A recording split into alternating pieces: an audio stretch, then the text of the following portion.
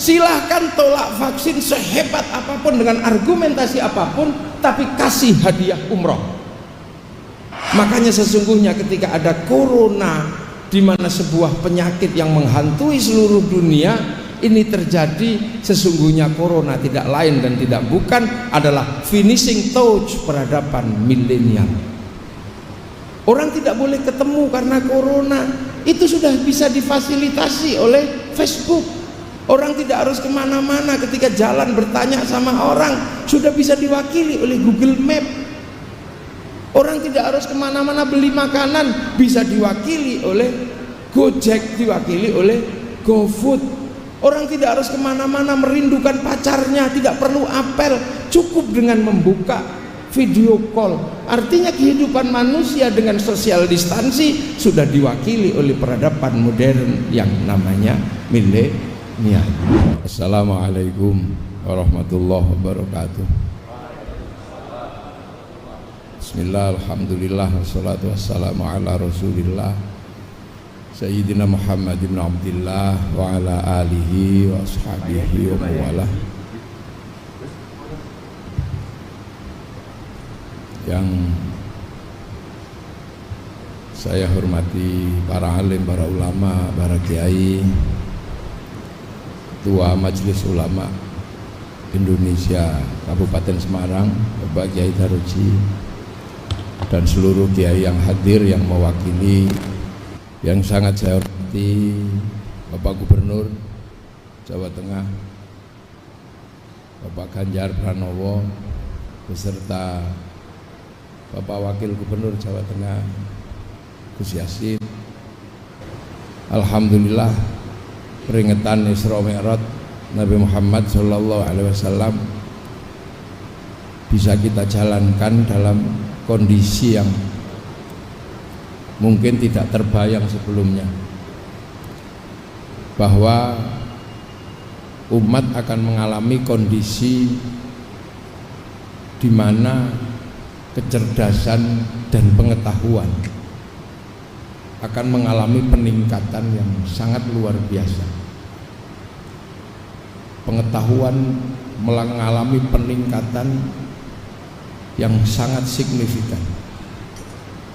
Kecerdasan manusia mengalami peningkatan yang luar biasa, sehingga melahirkan satu periode kehidupan yang disebut milenial. Dan milenial ini adalah mesin pembantai yang luar biasa terhadap hal-hal yang tadinya bersifat konvensional. Millennials killing everything. Milenial membunuh segalanya. Hal-hal yang bersifat konvensional habis dihajar sama milenial. Dulu orang menulis surat cinta oleh milenial, perangko dihabisi oleh video call. Pak Pos habis oleh WhatsApp. Perusahaan-perusahaan besar habis. Perusahaan taksi gulung tikar. Kabar-kabar terakhir, mal-mal besar juga sudah mulai akan gulung tikar karena dibunuh oleh milenial yang namanya belanja online. Dan sesuatu yang juga tidak kalah gamblingnya adalah nasib pendidikan. Di dunia milenial, seorang peserta didik bisa belajar tanpa harus mendatangi lembaga pendidikan. Ini adalah sebuah zaman yang percepatannya luar biasa. Nah, zaman ini sebenarnya adalah zaman yang berawal dari sebuah titik-titik yang sudah diberikan tanda oleh Allah. Titik-titik itu adalah satu titik yang akhirnya kemudian Rasulullah diperjalankan dari situ. Jadi titik-titik peradaban ini sudah ditandai oleh Allah. Maka perjalanan Isra Mi'raj Rasulullah sebenarnya adalah perjalanan melewati titik-titik peradaban yang sudah digambarkan oleh Allah. Apa? Yaitu titik minal masjidil haram ilal masjidil aqsa, yang dengan tegas disebutkan subhanalladzi asra bi 'abdihi lailan minal masjidil haram ilal masjidil aqsa alladzi barakna haulahu linuriyahu min ayatina innahu huwas samiul basir. Yang pertama disebut oleh Allah adalah Masjidil Haram. Masjidil Haram adalah sebuah sistem tanda yang sudah jauh sekali oleh Allah ditancapkan menjadi sebuah sistem tanda awal dengan disebut inna awwala baiti wudi'a lin-nasi lalladzi bi Bakkata mubarakah wa hudal lil alamin. Jadi rumah ibadah pertama, rumah pertama di muka bumi itu ya Masjidil Haram yang bertempat di Makkah. Kemudian tempat itu menjadi tempat yang barokah. Nah, barokah itu Allah yang akan mengukurnya. Karena itu tempat barokah, maka kemudian menjadi tempat yang Nabi Ibrahim menyandarkan seluruh keturunannya untuk berada di tempat itu, yang akhirnya disebut dalam Al-Quran ketika Nabi Ibrahim berdoa, Rabbana inni askantu min dzurriyyati biwadin ghairi dzi zar'in tapi inda baitikal muharram. Aku titipkan anak-anak turunanku pada tempat yang tidak ada apa-apa, tapi ini adalah baitikal muharram, awwala baiti wudi'a lin-nasi lalladzi bi Bakkata mubarakah. Artinya tempat ini adalah tempat yang sangat diberkahi.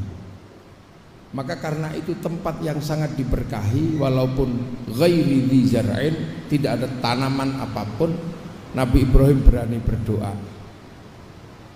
Rabbana liyuqimus sholata waj'al afidatan minan nasi tahwi ilaihim warzuqhum minas tsamarati la'allahum yashkurun.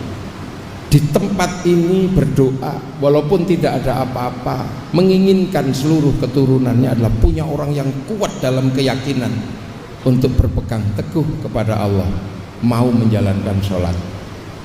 Yang kedua, waj'al afidatan minan nasi tahwi ilaihim. Hati manusia condong, punya rasa cinta terhadap tempat itu, padahal tidak ada apa-apa. Bagaimana mungkin tempat yang tidak ada apa-apa mampu menghasilkan hati yang condong ke tempat itu? Ini doa-doa yang sangat sulit dicerna oleh akal. Yang ketiga, warzuqhum minas tsamarat, minta rizki buah-buahan, padahal ghairi dzi zar'in. Seluruh tsamarat itu pasti keluar dari syajarat. Akan tetapi berani berdoa tanpa syajarat, tanpa zar'in, minta tsamarat, warzuqhum minas tsamarat. Artinya bahwa keyakinan Nabi Ibrahim bahwa tempat ini diberkahi adalah sebuah keyakinan yang tidak hanya sebatas keyakinan, tapi uji material menempatkan keturunannya di tempat itu. Itu yang pertama. Dan akhirnya kemudian kita bisa melihat dari tempat itu lahirlah peradaban manusia yang sampai akhirnya berangkat dari situ lahir peradaban Islam di seluruh dunia. Dan kita bisa lihat sekarang peradaban muslim di seluruh dunia semua berangkat dari awwala baiti wudi'a lin-nasi lalladzi bi Bakkata mubarakah. Negara-negara yang jauh, bahkan kita yang di tempat yang demikian jauh yang namanya Nusantara, kita akhirnya tahwi ilaihim, punya kecenderungan kepada Makkah. Makanya di sini bahkan nama masjid banyak yang nama-nama menggunakan nama-nama bahasa Arab. Anak-anak kecil di pondok-pondok diajari bahasa Arab. Ini artinya apa? Bahwa tempat yang dulu tidak ada apa-apa, ghairi dzar'in, mampu menjadi guidance manusia di seluruh dunia, wa hudal lil alamin. Nah, yang kedua, di dalam Isra Mi'raj Rasulullah dihantarkan kepada Masjidil Aqsa alladzi barakna haulahu, yang diberkahi di sekitar Masjidil Aqsa. Dan dari Masjidil Aqsa lahir peradaban-peradaban besar. Peradaban dunia sekarang sebagian besar digerakkan oleh lahir dari Masjidil Aqsa. Suka tidak suka, Eropa digerakkan oleh peradaban yang beragama Yahudi dan Nasrani. Yahudi dan Nasrani membangun peradaban besar yang hari ini ada di Timur Tengah, ada di Eropa. Pusat agama Nasrani berangkat dari Masjidil Aqsa, walaupun sekarang pusat terbesarnya ada di Vatikan dengan pemimpin besarnya yang namanya Paus. Dan dari tradisi Nasrani lahir ilmuwan-ilmuwan besar dunia yang sekarang mempengaruhi kehidupan manusia di muka bumi. Barokah Masjidil Aqsa bisa kita rasakan, walaupun berangkat dari agama yang di dalam Al-Quran disebut sebagai agama Nasrani dan agama Yahudi. Suka tidak suka, peradaban-peradaban di Eropa hari ini yang kita bisa nikmati tumbuh dari tradisi keberagamaan Yahudi. Sistem perbankan dunia yang sekarang bisa kita nikmati, yang tadi memberikan bantuan kepada pondok-pondok pesantren, adalah sebuah sistem keuangan dunia yang bangkit dari peradaban orang-orang Yahudi ketika dia membangun sebuah bank yang dikenal dengan Bank Devisa New York, yang akhirnya mengontrol seluruh sistem keuangan dunia yang namanya Wall Street yang ada di Amerika. Artinya barokna haulahu, ada keberkahan di sekitar Masjidil Aqsa hari ini. Peradaban besar dunia bangkit dari sana. Kaum muslimin bisa pergi haji karena menaik pesawat terbang. Itu juga tumbuh dari peradaban yang dari Masjidil Aqsa. Orang-orang Yahudi, orang-orang Nasrani yang pinter-pinter di Timur Tengah mampu membuat teknologi pesawat terbang. Bahkan sekarang teknologi besar dunia tumbuh dari tradisi-tradisi yang awalnya berangkat dari Masjidil Aqsa alladzi barokna haulahu. Ini orang suka tidak suka. Nah, yang kaum muslimin berangkat dari sebuah tempat yang sangat kecil, yang tidak ada apa-apa, membangun peradaban dunia, dan sekarang bersinergi, saling ketemu, saling mengisi.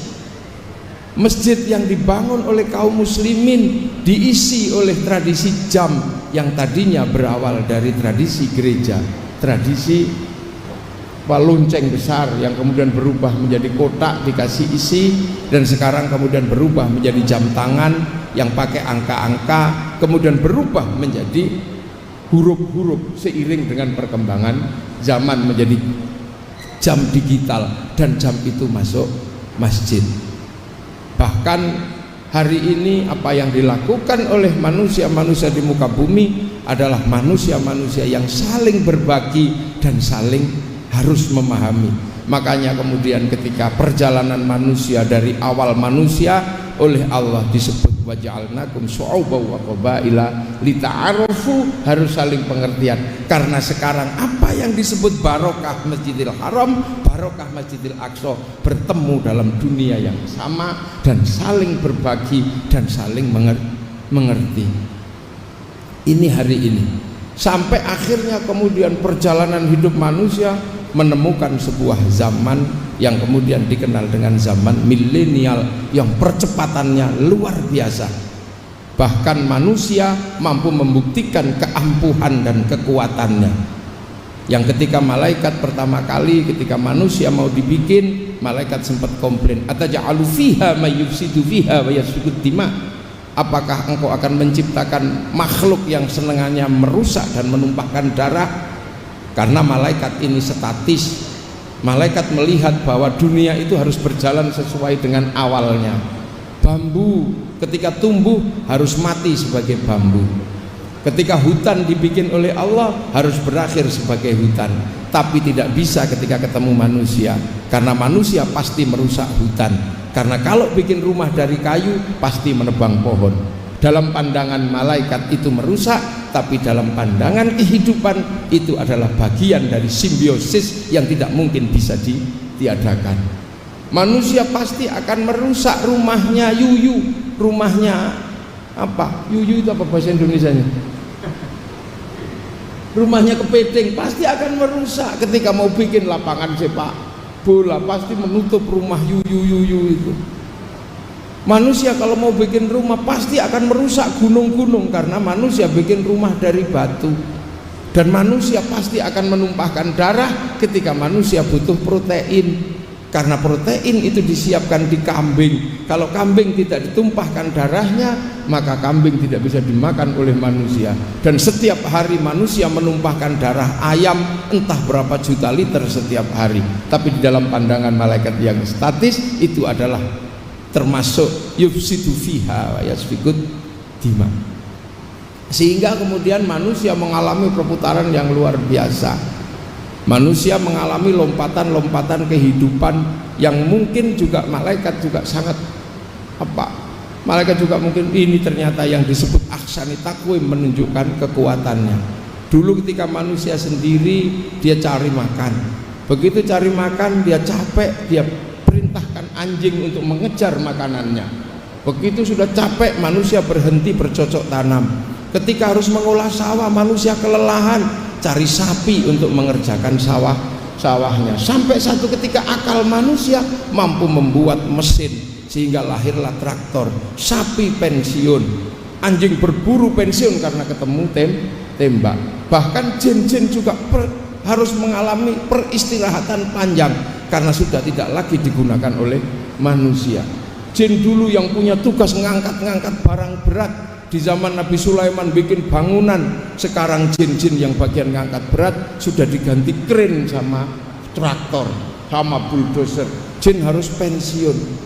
Dulu jin-jin yang bertempat pada pring petuk, yang kalau ada pembicaraan sesuatu harus mengalami negosiasi tertentu dengan jin-jin tertentu. Sekarang jin pring petuk pensiun karena sistem negosiasi manusia sudah lebih maju dan tidak lagi menggunakan pring petuk. Ini zaman akan terus berubah sampai akhirnya apa yang dulu hanya bisa dikerjakan oleh para wali, sekarang oleh anak milenial bisa dikerjakan dengan mudah.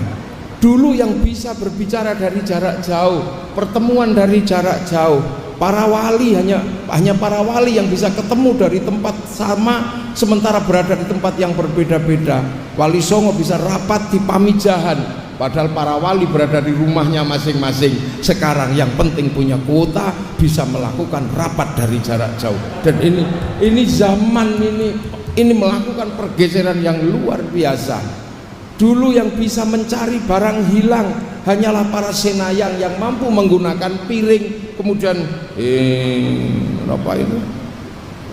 Mirror on the wall gitu. Sekarang sudah kalah dengan CCTV.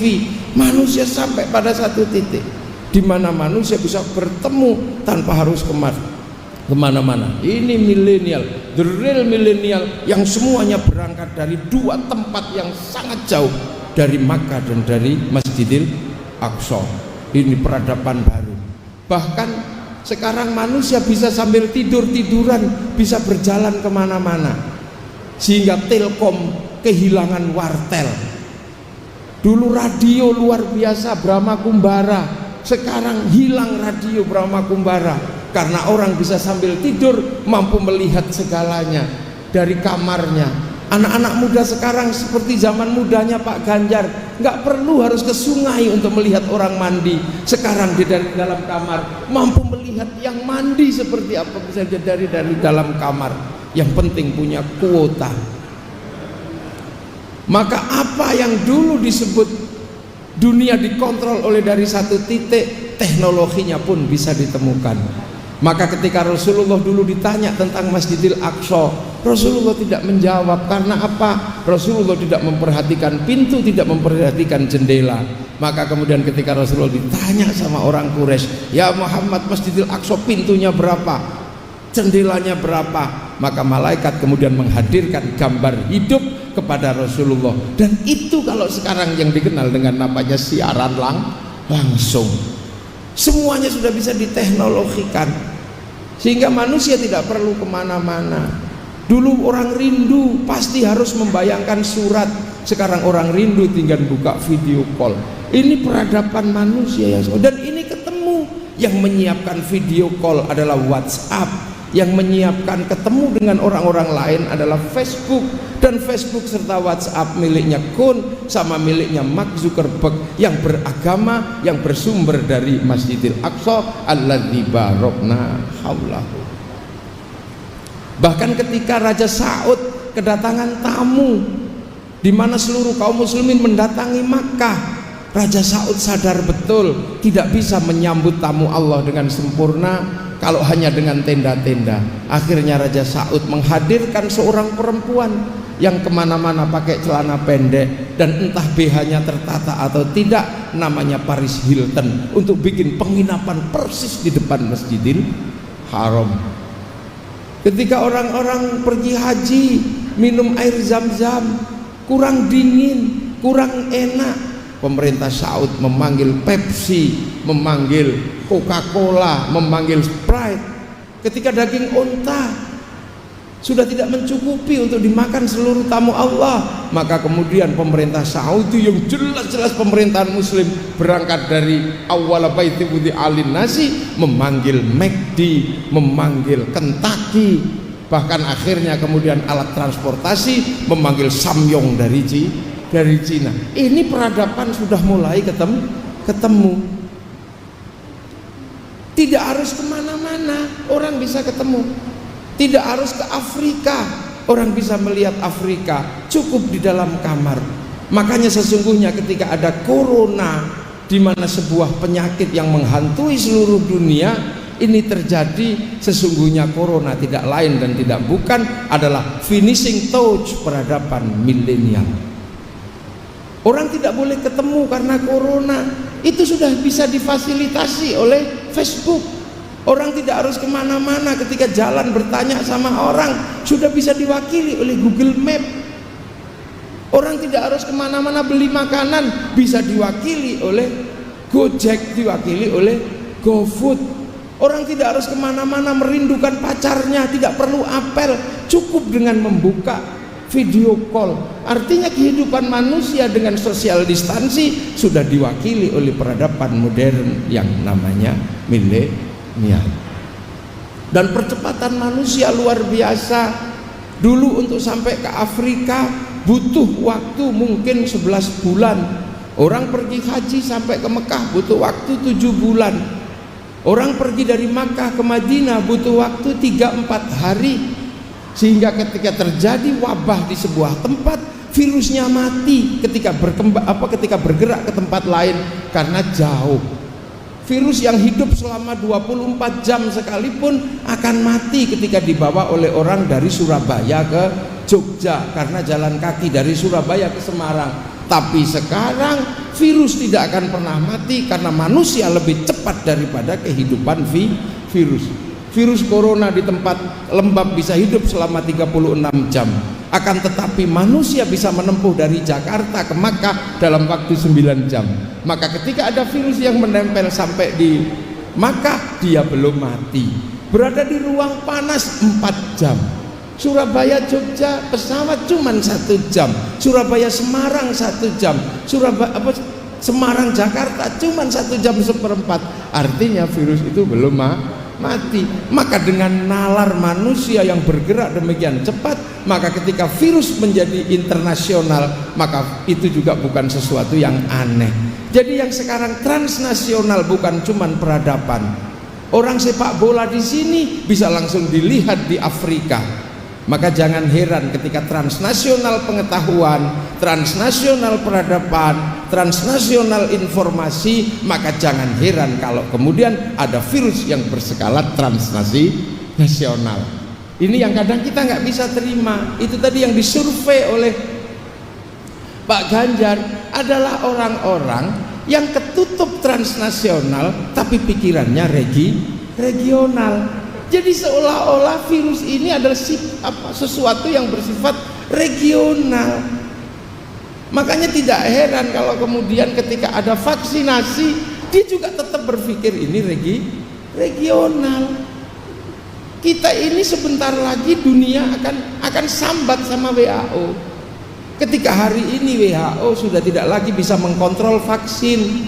Kenapa? Hanya negara-negara kaya yang diutamakan oleh pabrik-pabrik vaksin, sementara negara-negara miskin nggak kebagian. Maka sesungguhnya berbahagialah Indonesia kebagian vaksin, karena negara produsen sendiri juga butuh vaksin. Dan ini fenomena dunia. Vaksin itu bukan fenomena Indonesia, vaksin itu fenomena dunia. Maka saya kemarin usul sama Pak Ganjar, siapapun hari ini yang menolak vaksin silahkan, tapi pemerintah Jawa Tengah dan bekerja sama dengan Bank Jateng akan membuat sayembara. Siapapun yang paling kuat punya argumen untuk menolak vaksin akan diambil 10 orang, tapi dia juga harus menolak vaksin secara tegas bahwa dia tidak mau divaksin. Akan ada sayembara yang saya minta memberikan hadiah besar buat mereka yang menolak vaksin. Apa hadiahnya? Umroh. Silahkan tolak vaksin sehebat apapun dengan argumentasi apapun, tapi kasih hadiah umroh. Saya yakin kalau dikasih hadiah umroh, pasti dia akan berhadapan dengan sistem pemerintahan Saudi bahwa hanya bisa menerima peserta umroh yang sudah divaksin, baik meningitis maupun vaksin COVID, pasti itu. Dan mereka akan baru tahu sampai di Makkah ternyata COVID dan meningitis itu ternyata bersaudara.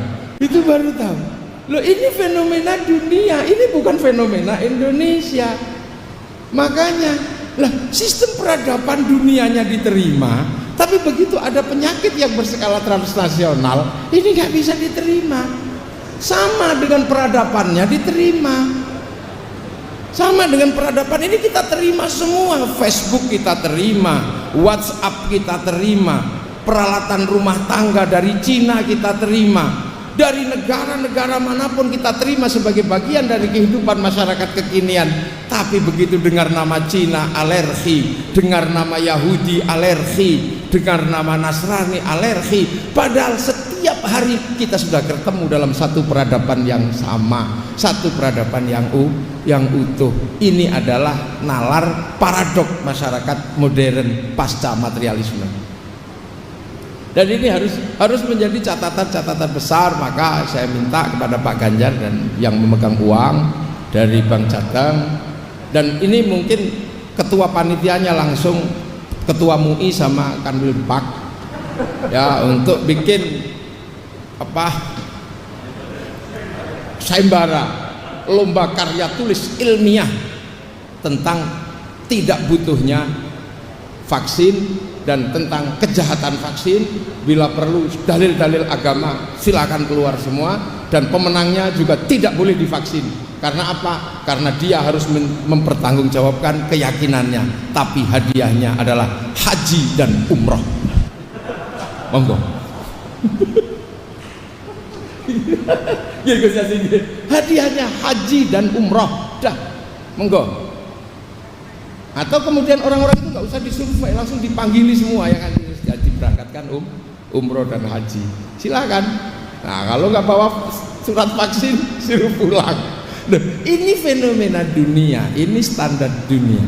Agama sudah menjadi keyakinan dunia yang berawal dari tempat yang ghairi dzar'in, agamanya menjadi agama dunia. Yang berangkat dari Masjidil Aqsa alladzi barakna haulahu, ini sudah menjadi peradaban dunia, dan peradaban ini akan saling mengisi sampai nanti apa finishing touch berikutnya hanya Allah yang tahu.